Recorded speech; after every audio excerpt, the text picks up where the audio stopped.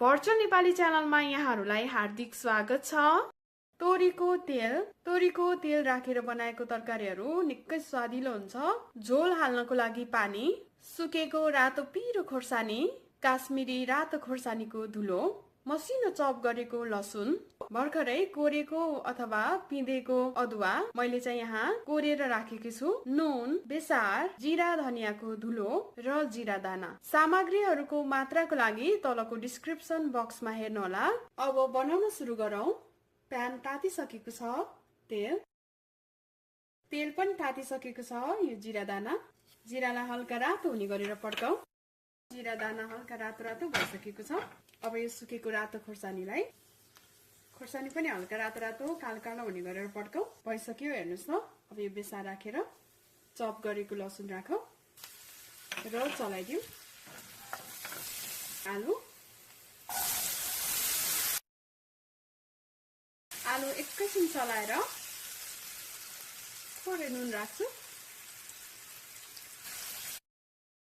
2 minute आलुलाई यतिकै भुटिरौ, नछोपिकन। 2 minute भइसकेको छ। अब यो जिराको धुलो राखिदिऊ, चलाइदिऊ।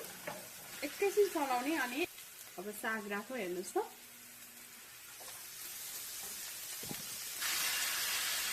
साग राखिसकेपछि अब बिस्तारै चलाऊ।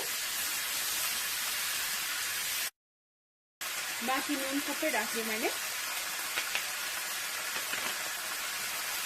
र काश्मिरी रातो खोर्सानीको धुलो पनि राखौ। चलाइदिऊ, मजाले चलाइदिऊ। हेर्नुहोस् त, एकदमै राम्रो देखियो। चलाइसकेपछि आगोलाई मिडियम हिटमा राखिदिन्छु र 2 मिनेटसम्म बीचमा चलाउँदै यसलाई छोपेर पकाउने छु। छोपिदिऊ। 2 मिनेट भइसकेको छ। चलाइदिऊ। अब बाँकी रहेको गोलभेडा र अदुवा पनि राखिदिऊ। गोलभेडा र अदुवा चलाइदिऊ।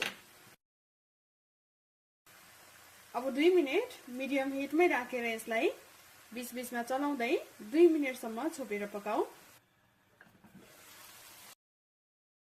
हेर्नुहोस् त, यस्तो देखिएको छ यो। मलाई त यसरी बनाएको मेथीको साग निकै मिठो।